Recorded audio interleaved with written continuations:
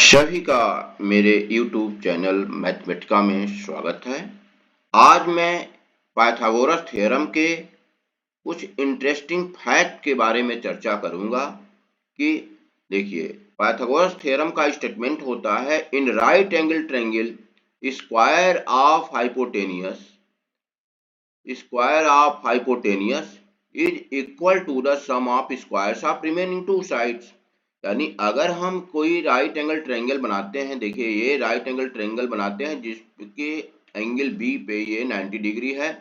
और इसके सामने के साइड को, जैसे एंगल बी है तो इसके सामने के साइड को स्मॉल बी लिया गया, एंगल ए है तो इसके सामने के साइड को स्मॉल ए लिया गया, एंगल सी है तो इसके सामने के साइड को स्मॉल सी लिया गया। तो हम पाते हैं कि हमको पाइथागोरस थ्योरम से एक स्टेटमेंट आपको मिल जाता है कि B square is equal to C square plus A square. यानी अगर बी स्क्वायर को देखा जाए तो यह स्क्वायर जो एसी पर बना हुआ है, एसी साइड पे, उसका एरिया है, क्योंकि area of square is equal to side का स्क्वायर। इसी तरीके से ए बी साइड पे बना हुआ स्क्वायर का एरिया ये है और बीसी साइड पे बना हुआ स्क्वायर का एरिया ये है। अब दोनों एरिया का सम हो जाता है ये पाइथागोरस के थ्योरम में है।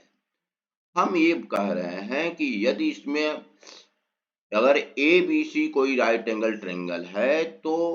अगर AC पे आप जो स्क्वायर न बनाते हुए इक्विलैटरल ट्रायंगल, अब पहला मैं केस ले रहा हूं कि देखा जाए कि अगर AC पर इक्विलैटरल ट्रायंगल बन जाए,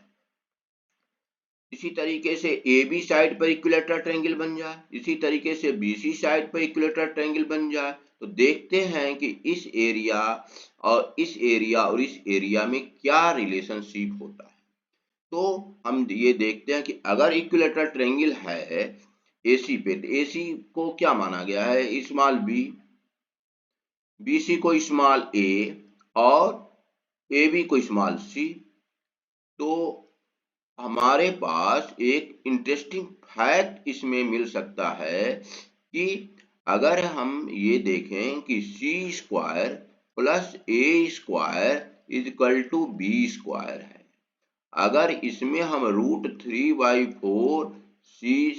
से मल्टीप्लाई कर दें तो ये हो जाएगा √3/4 सी स्क्वायर प्लस √3/4 A square is equal to √3/4 B square. और ये क्या है, √3/4 इक्विलैटरल ट्रायंगल का एरिया है।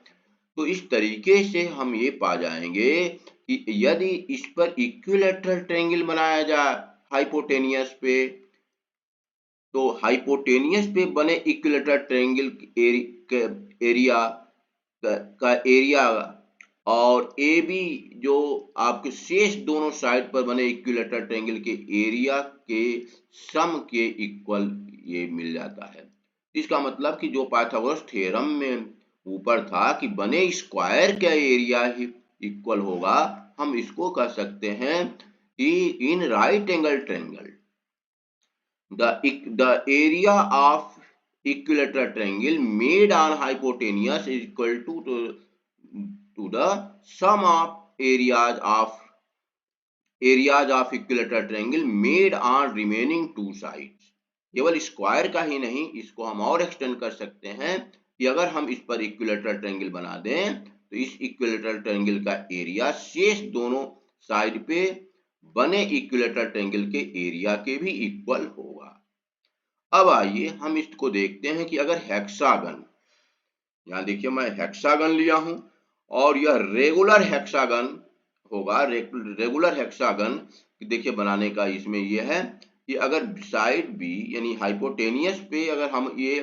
अगर ये इस रेगुलर हेक्सागन को बना देते हैं,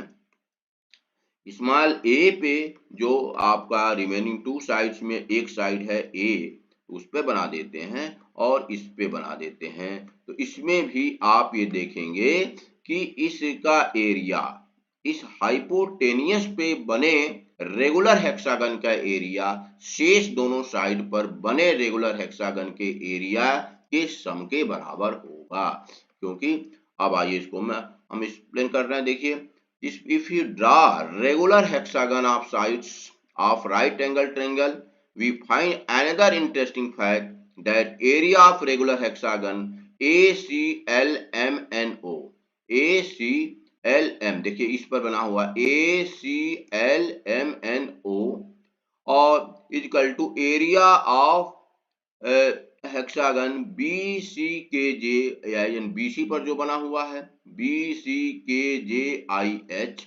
और एरिया ऑफ रेगुलर हेक्सागन जो साइड AB पर बना हुआ है ABGFED, ये इक्वल होगा। क्योंकि देखिए अब इसको मैं एक्सप्लेन किया हूं कि एरिया ऑफ रेगुलर हेक्सागन कैसे हम निकालते हैं। तो देखिए एक रेगुलर हेक्सागन बनाया गया है कि इसका ईच इंटीरियर एंगल हो जाएगा 120, क्योंकि इसका जो इंटीरियर एंगल का सम होता है 720, और 720 में जब हम 6 से डिवाइड करेंगे तो 120, और जब हम इसको सेंटर से मिलाएंगे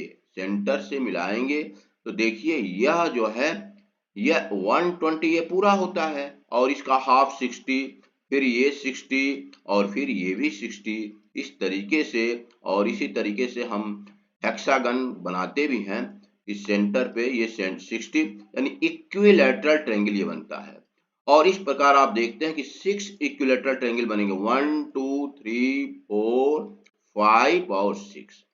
तो रेगुलर हेक्सागन का एरिया हम एक इक्विलैटरल ट्रायंगल के एरिया को निकालकर उसमें 6 से मल्टीप्लाई करके निकाल सकते हैं। Area of regular hexagon is equal to 6 into area of one equilateral triangle, और यानी 6 इंटू √3/4 AB, जो इसमें जो दिखाया गया है इस साइड का निकाल कर दिखाया गया कि AB का स्क्वायर, और AB क्या है, साइड ऑफ रेगुलर हेक्सागन का स्क्वायर। इस तरीके से हम लिख सकते हैं area of regular hexagon is equal to 6 into √3/4 into side of regular hexagon. अब इस तरीके से इस फार्मूले से यदि हम राइट एंगल ट्रायंगल में यदि सबका निकालते हैं तो एरिया ऑफ रेगुलर हेक्सागन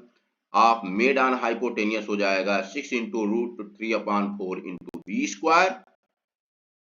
और देखिए ये हो जाएगा बी स्क्वायर, और एरिया और sum of areas of regular hexagon made on remaining two side 6 into √3/4 common हो जाएगा, और आ जाएगा A square plus C square. और आप ये पाइथागोरस के थ्योरम से आपको पहले ही ये मालूम है कि A square plus C square is equal to B square, तो इसके स्थान पर अगर बी स्क्वायर रख देते हैं देखिए इसके इक्वल हो जाएगा। इस प्रकार हम एक खूबसूरत फिर another interesting facts Pythagoras theorem के बारे में कह सकते हैं कि sum of in right angle triangle area of regular hexagon made on side hypotenuse is equal to the sum of areas of regular hexagon made on remaining sides। इस तरीके से या तो आप स्क्वायर बना दें हाइपोटेनियस पे दोनों साइड पे, तो उसमें भी दोनों हाइपोटेनियस पे बने स्क्वायर का एरिया शेष दोनों साइड पर बने स्क्वायर के एरिया के सम के इक्वल होगा। इसी तरीके से इक्विलैटरल ट्रायंगल बना दें तब भी आप वही फैक्ट आ रहा कि इक्विलैटरल ट्रायंगल का एरिया जो हाइपोटेनियस पे बना है शेष दोनों साइड पर बने इक्विलैटरल ट्रायंगल के एरिया के सम के इक्वल होगा। इसी तरीके से हेक्सागन में भी। अब आइए हम सर्किल, अगर हम सर्किल बना देते हैं तो देखिए सर्किल में आपका ये सर्किल के केस में यदि हम इस तरीके से बना दें कि सभी साइड के डायमीटर, ये देखिए AC को एज ए डायमीटर ये ड्रा किया गया है। अब हाइपोटेनियस को डायमीटर मानते हुए सर्किल ड्रा करें, फिर इसी तरीके से दूसरा साइड BC को मानते हुए BC को डायमीटर मानते हुए सर्किल ड्रा करें, और AB को साइड डायमीटर मानते हुए सर्किल ड्रा करें, तो इनके एरिया में भी उसी तरीके का संबंध मिलता है। इस तरीके से हम देख सकते हैं कि area of circle, now if circles are formed of the side of right angle triangle of a side as diameter, देखिए ये इसमें बताया गया है कि अगर साइड को हम डायमीटर मानते हुए सर्किल ड्रा करें हाइपोटेनियस पे शेष दोनों साइड पे, तो एक खूबसूरत संबंध, खूबसूरत अनदर इंटरेस्टिंग फैक्ट आपको मिलेगा कि एरिया ऑफ सर्किल देखिए मेड ऑन हाइपोटेनियस, तो अगर साइड बी है, डायमीटर है, तो उसका रेडियस हो जाएगा b/2 और पाई आर स्क्वायर होता है, तो पाई b/2 का स्क्वायर यानी पाई b²/4। इसी तरीके से area of circle made on side of length a unit, जहां ए डायमीटर है तो हो जाएगा पाई a²/4, और area of circle made on side of length C pi c²/4, और इसका अगर सम आप निकालें तो देखिए पाई/4 कॉमन हो जाएगा, a² प्लस सी, और पुनः a² plus C equal to b², क्योंकि हाई ये पाइथागोरस के थ्योरम से हमको ये मालूम है कि a² plus C square equal to b²। इस तरीके से हम पुनः एक इंटरेस्टिंग फैक्ट बोल सकते हैं कि in right angle triangle area of circle made on hypotenuse is equal to the sum of areas of circle made on remaining two sides, जहां हम हाइपोटेनियस और साइड्स को एज ए डायमीटर सर्किल का ले रहे हैं। अब इस तरीके से एक जनरल स्टेटमेंट हम इसमें कंक्लूड कर सकते हैं कि from above explanation we can conclude in right angle triangle area of any regular polygon including circle is made on hypotenuse is equal to the sum of areas of regular polygons made on remaining sides of right angle triangle। ये आपका interesting fact है इसके Pythagoras theorem के respect में। यह जो है आपका इंटरेस्टिंग फैक्ट है कि यदि आप स्क्वायर ही ना बनाए, आप कुछ भी इस पर रेगुलर पॉलीगन ड्रा करें, तो हाइपोटेनियस पे बना हुआ रेगुलर पॉलीगन का एरिया शेष दोनों साइड पर बने रेगुलर पॉलीगन के एरिया के इक्वल